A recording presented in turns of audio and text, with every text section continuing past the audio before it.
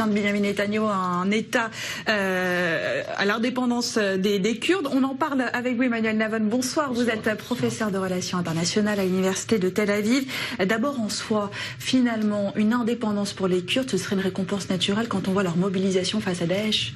Pas seulement ça, les Kurdes sont finalement les dindons de la farce du Proche-Orient depuis un siècle. Depuis la fin de la Première Guerre mondiale, le droit des peuples à disposer d'eux-mêmes ne s'est jamais appliqué aux Kurdes par pur cynisme des grandes puissances, parce que les Turcs à l'époque s'y étaient opposés, les Français et les Anglais voulaient garder un maximum de territoire dans ce qui est devenu l'Irak, la Syrie, etc.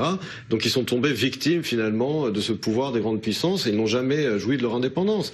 Et c'est vrai jusqu'à aujourd'hui. Maintenant, même aujourd'hui, lorsque le concept des droits des peuples à disposer d'eux-mêmes est reconnu de façon universelle, encore on voit les grandes puissances jouer de ce cynisme pour essayer d'empêcher l'indépendance. Même les Américains qui continuent de dire mais non, on a besoin des Turcs pour lutter contre l'État islamique, alors que les Turcs ne cessent de mener une politique de double jeu et hypocrite et de toujours essayer de bénéficier du meilleur des deux mondes vis-à-vis de l'Occident, comme s'il ne faut absolument pas énerver Erdogan. On se demande qu'est-ce qui peut arriver de pire en ce qui concerne Erdogan, qui est quand même un pays de l'OTAN et qui n'est pas exactement, qui ne coopère pas exactement dans la lutte contre les Turcs. Donc encore une fois, les Kurdes aujourd'hui sont, je dirais, les victimes, les otages de cette politique d'apaisement des États-Unis vis-à-vis d'Erdogan. Ouais, mais on sait que c'est une province qui est très riche, hein, et donc pour l'Irak, qui a une importance aussi vitale économiquement. Donc on peut comprendre aussi d'un côté que Bagdad n'ait pas envie de perdre cette province du Kurdistan irakien. C'est évident que Bagdad a un intérêt. Bagdad a un intérêt à garder le Kurdistan pour des raisons économiques. Tout ça, tout le monde le sait, tout le monde le comprend. Mais c'est pas une raison pour nier aux Kurdes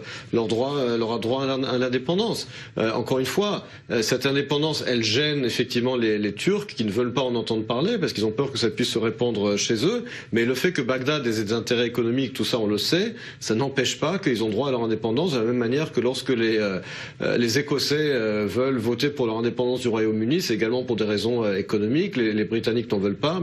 Très bien, mais ça, c'est encore une fois, c'est le principe du droit des peuples à disposer d'eux-mêmes. Les intérêts israéliens dans tout ça, quel intérêt aujourd'hui à Benyamin Netanyahu à faire de telles déclarations? Alors pourquoi est-ce qu'Israël a toujours été pro-Kurde et pourquoi est-ce que les Kurdes ont toujours été pro-Israël? Eh bien parce que, d'abord, les Kurdes ne sont pas ethniquement des Arabes. Et très vite, lorsque Israël a initié à la fin des années 50 ce qui s'appelait la politique de la périphérie de Ben Gurion, qui consistait finalement à essayer de faire de contourner le Proche-Orient arabe en créant des alliances avec les pays non arabes du Proche-Orient, la Turquie, et également l'Éthiopie en Afrique, l'Iran évidemment, mais également les minorités non arabes de la région, les Sud-Soudanais chrétiens, et puis bien entendu les Kurdes que nous avons toujours aidés depuis les années 50. Alors c'est vrai que vis-à-vis de l'Irak étant un pays ennemi, Israël n'avait aucun problème à aider les Kurdes irakiens, mais comme Israël avait également des relations stratégiques étroites avec la Turquie, les Kurdes de Turquie on voulait pas trop les aider. Aujourd'hui il n'y a personne à vexer ou à contrarier en Turquie, on n'a plus cette relation avec la Turquie, donc il est temps de cesser de faire il y a une réconciliation tout de même. Il y a une réconciliation, mais disons que la Turquie continue d'avoir cette attitude insultante, arrogante, et on n'a pas à essayer d'apaiser Erdogan. Je veux dire, Erdogan a dit récemment que Israël veut l'indépendance du Kurdistan pour que les Juifs conquièrent et colonisent le Kurdistan. Enfin, ce sont des propos antisémites. Alors, on doit continuer d'apaiser Erdogan en ce qui tient des propos aussi choquants, aussi graves. Je pense que la Turquie, on a eu une réconciliation avec la Turquie parce que c'était avant tout l'intérêt économique de la Turquie. Pourquoi? Parce qu'Israël est une puissance aujourd'hui énergétique. La Turquie a besoin du gaz naturel israélien. Donc, on n'a pas à faire des pirouettes à Erdogan.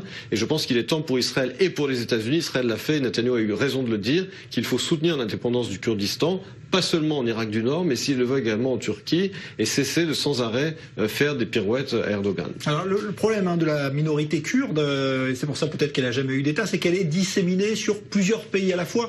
La Turquie évidemment, mais il y en a aussi en Syrie, il y en a en Iran, donc en Irak. Si on commence avec cet État irakien, est-ce qu'à votre avis, il est appelé justement à s'étendre et à chercher à s'étendre sur les autres pays, notamment la Syrie? C'est sûr que les autres Kurdes, que ce soit les Kurdes iraniens, les Kurdes turcs ou les Kurdes syriens, voudront également leur autonomie. De toute façon, la Syrie aujourd'hui n'existe plus, c'est un État virtuel.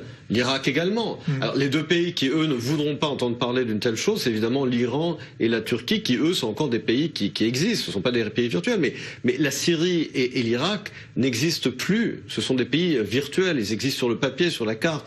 Mais il faut bien comprendre que la réalité du Proche-Orient qu'on a hérité, ces frontières artificielles de la Première Guerre mondiale, n'existe plus. Et encore une fois, c'est un des séquelles, je dirais, de la Première Guerre mondiale.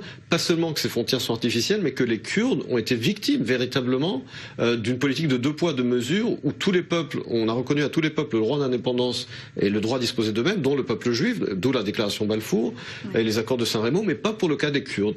Donc oui, il faudra faire peut-être des révisions de frontières avec la Turquie, avec la Syrie, pardon, et l'Irak. C'est pas une catastrophe, puisque de toutes les manières, dans la réalité, ces frontières n'existent plus, elles sont virtuelles. Oui, justement, dans le jour d'après Daesh, si les Kurdes n'obtiennent pas leur indépendance, quel est le risque? Contre qui ces forces peuvent-elles se retourner? D'abord, ce serait une autre injustice historique, vu le rôle qu'ont joué les Kurdes pour lutter contre Daesh. Donc non seulement ils ont lutté contre Daesh, mais on leur dirait aujourd'hui merci beaucoup d'avoir contribué à la lutte, mais vous ne serez pas récompensé par votre indépendance.